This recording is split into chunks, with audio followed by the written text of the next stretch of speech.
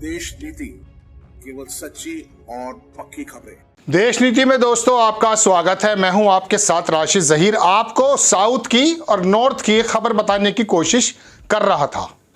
बताना चाहता था कि साहब तमिलनाडु के चीफ मिनिस्टर या केरल के चीफ मिनिस्टर दिल्ली में आकर क्यों जमे और आखिरकार नॉर्थ का साउथ का झगड़ा क्या है। लेकिन यह चीज़ मैं आपको बताऊंगा ज़रूर। लेकिन उसके अलावा मेरी नज़र में जब साउथ और नॉर्थ की बात आई तो बिहार और सबसे ऊपर के देश जो साउथ के हैं प्रदेश, उनके कंपैरिजन से पहले अचानक नज़र पड़ी कि 15 से 20 विधायक नीतीश कुमार के कोई खेला करने जा रहे हैं। आपको खबर बताता हूं दर्शकों, खबर है अखबार की कि नीतीश कुमार ने जब भोज पर अपनी ताकत को देखने के लिए अपने विधायकों को बुलाया तो पता यह चला कि 15 से 20 विधायक आए नहीं और नीतीश कुमार नाराज होकर वापस चले गए। अब बात यह है कि जब नीतीश कुमार अपने विधायकों को नहीं कंट्रोल कर पा रहे तो क्या इसका मतलब यह है कि 12 तारीख में जो फ्लोर टेस्ट होने वाला है उसमें कोई खेला हो सकता है। ये खेले का शब्द जब से चला बंगाल से हर एक राजनेता खेला ही बोलने लगा है, जबकि तुम्हारे मेरे बारे में अगर फैसला लिया जाए तो क्या ये खेला है। हम भी बोलने लगे खेला, लेकिन ये खेला नहीं है, ये बहुत सीरियस टॉपिक है। विधायक कैसे किस पार्टी से निकलकर क्यों चले जाते हैं, दल अपने हितों को साध करके दूसरी जगह क्यों चले जाते हैं, और फिर आप और मैं उन बेगैरत विधायकों को या बेगैरत एमपीज को या बेगैरत पार्टियों को या बेगैरत राजनेताओं को वोट क्यों दे देते हैं। खबर बताकर ये सनसनी पैदा नहीं करना आया हूं कि 15-20 विधायक गायब हो गए। बचाने यह आया हूं कि ये गायब किस वजह से हो जाते हैं। क्या इनको डर नहीं लगता कि भविष्य में जब हम लोगों के बीच में जाएंगे तो अपना मुंह किस मुंह से दिखाएंगे, कौन सी जबान लाएंगे। पत्रकारों को तो जवाब आप नहीं देंगे, ठीक है मान लिया आप फोन बंद कर देंगे। जयंत चौधरी ने 10 दिन तक फोन बंद कर रखा था, लेकिन जब लोगों में जाओगे और कह रहे थे मैं चवन्नी नहीं हूं तो अब तो आप 5 पैसे भी नहीं रह गए। खबर देख लीजिए, पहले मैं आपको दिखा देता हूं कि विधायकों की कम संख्या देखकर वापस लौट गए नीतीश कुमार। श्रवण कुमार के पास आवास पर पहुंचे थे महज 15 से 20 विधायक, 45 विधायक हैं।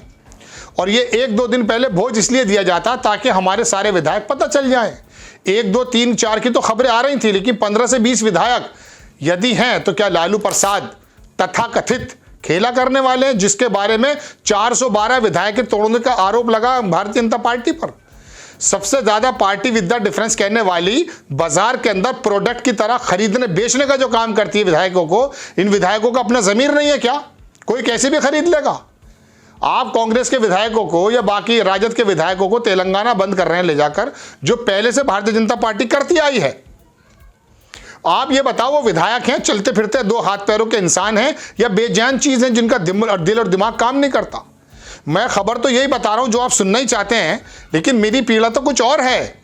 मेरी पीड़ा यह है कि इसे माननीय किसने कहा, फिर इसको माननीय क्यों कहते हैं जो चंद पैसों में बिक जाता है।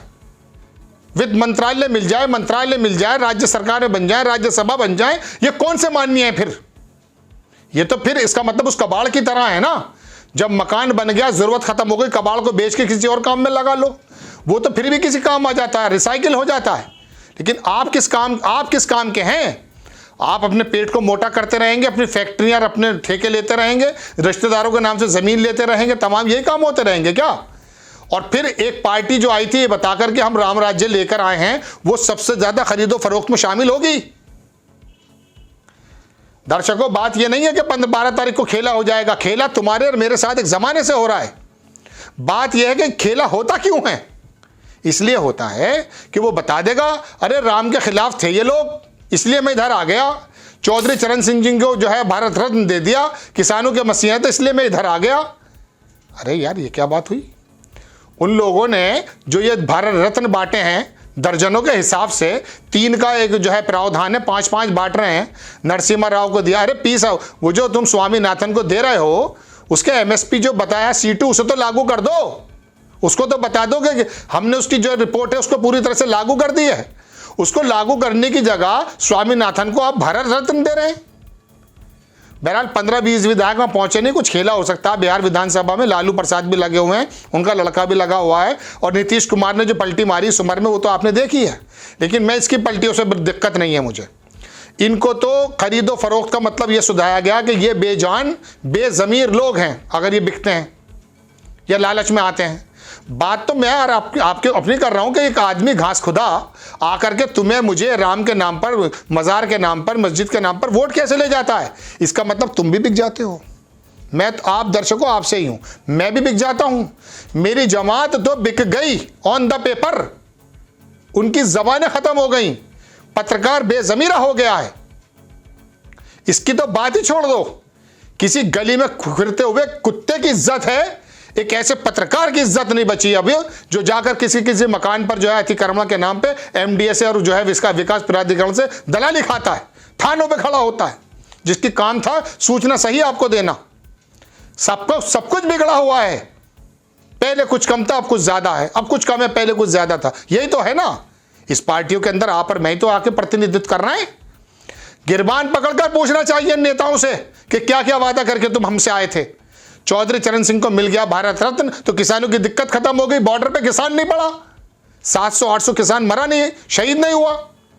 अरे तेरी क्या जबान, तू क्या बन गया, क्या था? जमा होकर जुबा तेरी बुते बेपीर बिगड़ी है। जमा होकर बड़ा हो गए ना, राजनेता बन गए।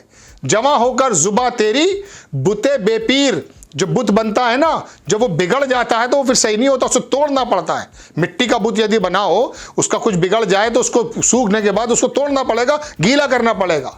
जमा होकर जुबा तेरी बुते बेपीर बिगड़ी है, तू ऐसी हो गई है या तेरी तस्वीर बिगड़ी है। आपको खबर अगर समझ में आती है, ये दर्द आपका मेरा समझ में आता है, तो खबर को शेयर कर दीजिएगा। नेक्स्ट टाइम मैं किसी खबर के साथ हाजिर होता हूं। जय हिंद।